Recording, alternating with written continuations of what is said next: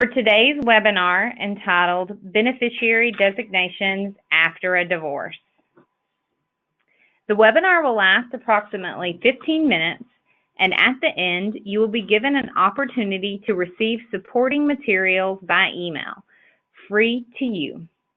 You will also be told how you may email questions related to today's content to the presenter. Today's presenter is Linus Sujas. Linus worked for a Chicago-based insurance company in various roles, including Director of Advanced Sales and as Chief Marketing Officer. He ran and sold an estate planning law practice. Linus also writes the publication Think About It, founded by life insurance industry guru Steve Limberg, and Linus regularly speaks at industry events. His new book, Sell Out, The Busy Entrepreneur's Guide to Transferring a Closely Held Business, written together with a CPA and a business broker, is now available on Amazon.com. Linus will draw on his legal, tax, life insurance background, and practical experience for today's webinar. And here he is. Thanks, Jennifer. Thanks to all of you for waiting as we sorted out our technical issues. We're starting a little bit late today. But we're going to talk today about beneficiary designations. We've talked about beneficiary designations in the past, and it feels a bit like one of my pet topics, because when I was in the estate planning lawyering business, when I talked to my estate planning clients, it struck me that more than half of them had some flaw in one or more of their beneficiary designations. And that's kind of amazing to me, because we might spend hours obsessing over the kinds of provisions that we might put in their estate planning documents and their wills. But I doubt that that most insurance agents and clients spend more than a few minutes talking about beneficiary designations. And beneficiary designations often control more liquid wealth than any client's will would. And clients and their agents don't give it a lot of thought. And so I think it's really a good lesson for us to spend some time and effort with beneficiary designations. Now, beneficiary designation flaws can occur at a life insurance policy's inception. Think little kids being in line for life insurance proceeds, or a client's estate being named the beneficiary. Those are both flaws from my perspective. Or flaws in beneficiary designations can occur later on. And that brings us to the topic of today, which is beneficiary designations after a divorce. And I guess the best way that I can kind of set this up is to describe the calls that Jennifer or Larry or I might get from an agent that goes something like this. The agent might say, my client and his wife are getting a divorce, and as part of that divorce, my client is required to have, pick a number, $500,000 of life insurance coverage. And then the agent asks the key question, how should that be structured? And so we usually give the good lawyer answer, which is, it depends. What does it depend on? It depends on the words and the requirements, the specific requirements of the marital dissolution documents, the divorce decree, the property settlement documents. All of those documents may have words in them that describe how a beneficiary designation, how life insurance ownership should be structured to meet the needs of the parties.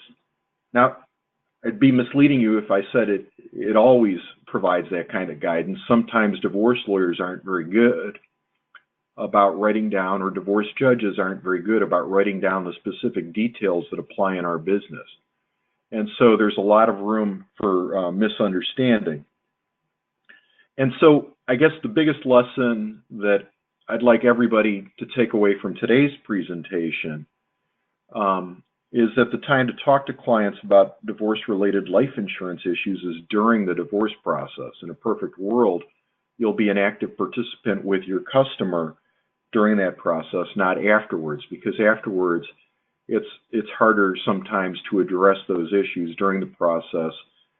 You've got some influence on the final documentation that might be required related to life insurance. So let's go ahead and talk about the first case, which is Primerica versus Pursley.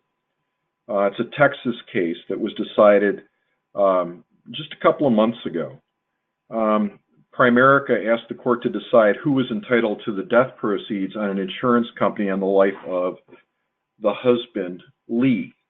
And so the background is that in 1989, Lee bought a life insurance policy from Primerica, coverage of $300,000. The policy named Lee the owner, and Sherry, his wife at the time, was the beneficiary, and the kids were the contingent beneficiaries. Now, in 1992, Lee changed ownership of that policy from himself to his wife, Sherry. And then in 1993, Sherry and Lee divorced.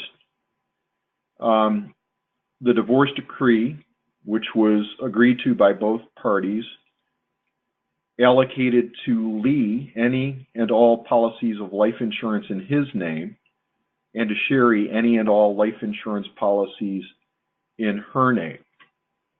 So Sherry continues to pay the premiums until Lee dies in September. After his death, she files a claim under the policy as the owner and the primary beneficiary.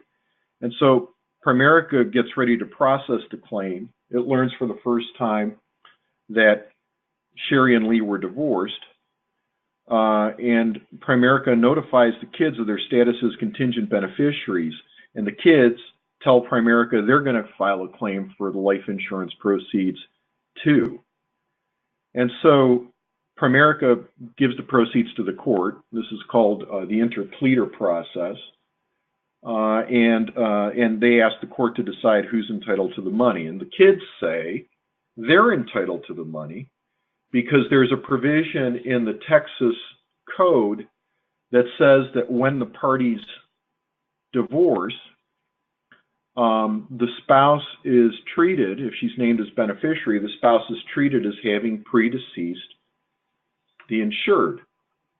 And the kids say that under that code provision, they should get the money because none of the exceptions appears to apply. The divorce decree doesn't designate the former spouse as the beneficiary. The insured did not redesignate Sherry as the beneficiary after the divorce. And there's no trust for the kids. And so the argument is that, the kids say that because of the divorce, Sherry is presumed to predeceased, and thus the kids should be the contingent beneficiaries. They should step in the shoes and collect the proceeds. But the court said, no, that's not the case. What the kids' argument was would hold true if the insured owned the policy. But since Sherry owned the policy, she controlled the beneficiary designation. It's a different circumstance than the circumstance contemplated by the statute with regard to a predeceased spouse. And Sherry, as the owner of the policy and as the premium payer for the policy, would still be the beneficiary despite the fact that the parties divorced. And so the court found that the insurance proceeds would be payable to Sherry. And I think it's an interesting question to try to think about these cases and think about whether the result feels like the right one from an insurance producer's perspective, and it probably does. Lee made a conscious decision to transfer the policy to Sherry before they were divorced. The divorce decree says they keep their own insurance policies, the ones they own at the time of the divorce. And so it makes sense that Sherry, as the owner of the policy, should get the death proceeds, and the fact that she paid some premiums in the interim, I think just reinforces that result as probably being the right one. So that's the first case. The second case is the case of United American Insurance Company versus Faber. This is a federal court case from Virginia, and it's a situation where the insurance company itself was really kind of mixed up about who the owner and the beneficiary of the life insurance policy was, and the court had to kind of sort out who was entitled to the proceeds. And so we've got Sandy and Carl, who began a romantic relationship in 1996, and they get engaged in December of that year. In 2002, Carl applies for insurance on his life and names Sandy as the beneficiary. Carl signs the application as proposed insured, and Sandy signs on the line marked applicant. Application document has a kind of a rider,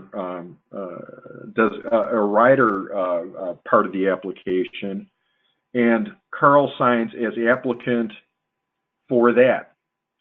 So there's already some ambiguity over who owns the policy.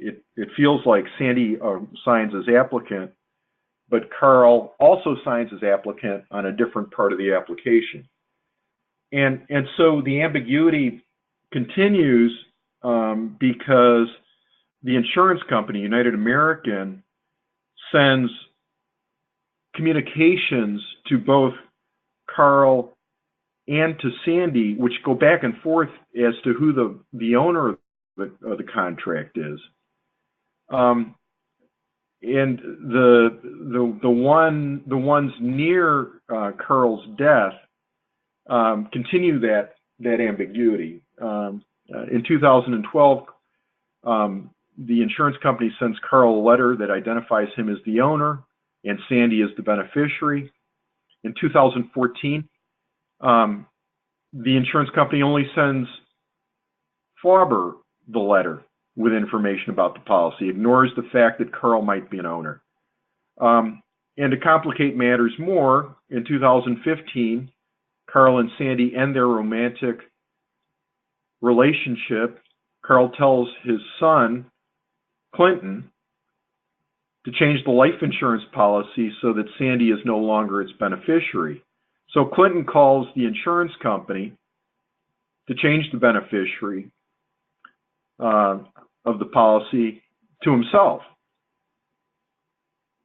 And so between 2015 and Carl's death a few months later, premiums are paid from the joint bank account that Clinton has with Carl, despite Sandy's request that the insurance company continue to take the drafts from her account.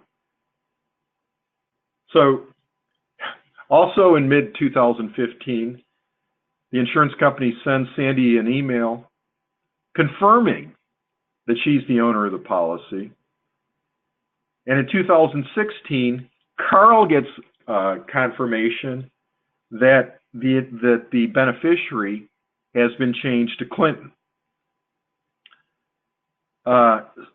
So, in the midst of all of this uncertainty, Carl dies, of course, and that's why there's a court case, and that's why Sandy and Clinton, Carl's son, end up in court arguing over who's entitled to the money. And the court ended up deciding that Sandy was the owner of the policy because she was listed as the owner on the original application. That's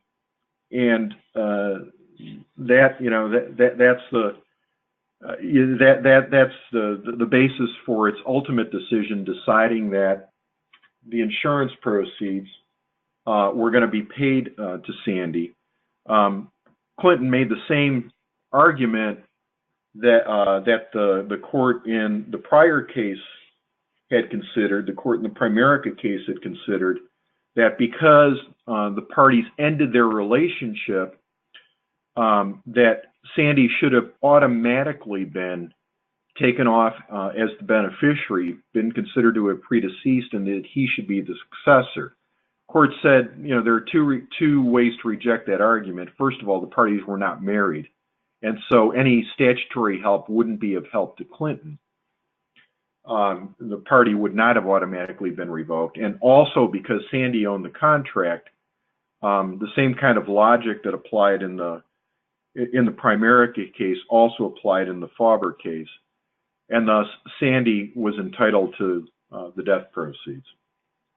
So how do we sort this out? What are the lessons from this case? And the lessons are, first of all, that divorce and separation and ending of relationships are difficult and emotional. And a lot of times important details are overlooked, and sometimes documentation is not created. If you are an informed agent and your client knows to call you when divorce is going on, you can be a great help, and you can serve your clients during a time of need. The other tips, I suppose, from these cases are that you should be aware of state laws. And in about half the states, when the parties divorce, if the insured owns the contract and the spouse is the ex-spouse is named the beneficiary, state law automatically assumes that the ex-spouse has predeceased the insured, and the contingents end up being in line for the life insurance proceeds. Now, that's the rule in about half the states. The other states don't have any rule like that. And so you need to know what the rule is in your particular state. But regardless of what the rule might be, check in with your clients. If they're going through a divorce or they've gone through a divorce, it's a perfect time to review with them their beneficiary designations to make sure that what they have in mind in light of their new life circumstances is what's actually going to happen. Remember that beneficiary designations for a lot of our clients control more than half of their liquid wealth. Getting that part of it right is an important thing to do. So I want to thank all of you for joining us today. Thank you again for hanging with us as we work through our difficulties. If we can help you, feel welcome to contact us. And at this point, I'll turn the program back over to Jennifer. Jennifer? Thanks, Linus. And thanks for joining us today. And please join us next month on December 6th for our webinar entitled Recent Case Sheds Light on Asset Protection Rules, sort of. As a reminder, if you would like to receive supporting materials, feel welcome to email me at asktheexpert@advancedunderwriting.com. Again, that's asktheexpert@advancedunderwriting.com. You may also email questions related to today's webinar. Finally, for more information about the services that Advanced Underwriting Consultants offer, including phone consultations and newsletter licensing, feel welcome to contact me at 615-224-1291. Again, that's 615-224-1291. Thanks again, and best wishes for continued success.